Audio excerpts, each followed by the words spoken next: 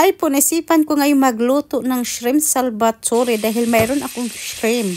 So, mainit na yung kawali. Naglagay na ako ng konting oil.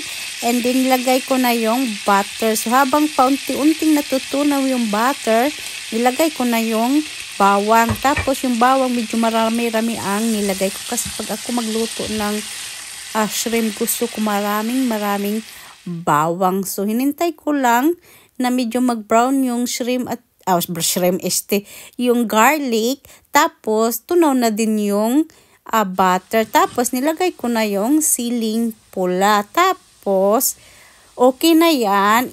Sunod ko nang ilagay yung hipon na nabili ko. So, yung hipon, nilinis ko na yan. Tinanggalan ko na ng matulis at saka yung balbas niya. Basta lahat ng bungot-bungot niya. Charos.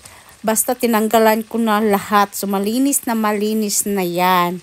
Tapos, pinakulo ko lang konti. And maglagay na ko og ang pamintang durog at saka asin. Kunti lang, tansya-tansya lang. Tapos, nagbutang na ako ng mayonnaise. Japanese mayonnaise yung nilagay ko. Pwede kayong gumamit normal na mayo.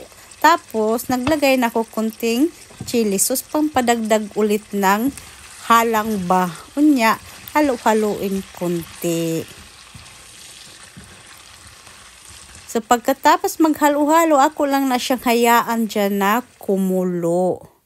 So, pagtapos kumulo, so, ilagay na ang adding cheese. So, kud ginagmay para malagyan o adding cheese. So, yung lang yung tama lang yung lagay ko, hindi na mas as in marami. So, depende sa inyo.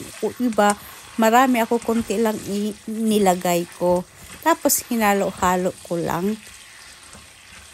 And then, pagkatapos ko dyan maghalo-halo, hayaan ko lang siyang kumulo kahit ilang minutes. Kasi, hindi maganda pag kumulo siya ng palutuin siya ng matagal kasi titigas yung shrimp. So, okay na yan. Luto na yan.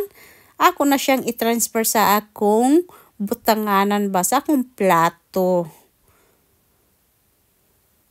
So, ayan. Luto na ang akong shrimp salvatore. Tapos, nag-cut ako dyan ng dahon ng sibuyas pang diko ba. So, ayan po. Kain po tayo.